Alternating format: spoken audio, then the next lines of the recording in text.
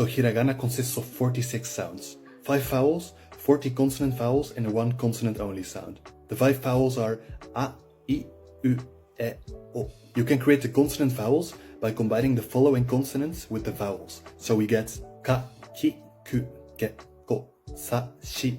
Be careful, this is shi, not si.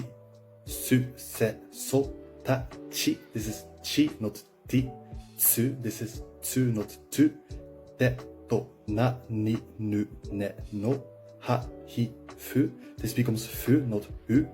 He, ho, ma, mi, mu, me, mo. Ya, yu, yo. Ra, ri, ru, re, ro. And va and o.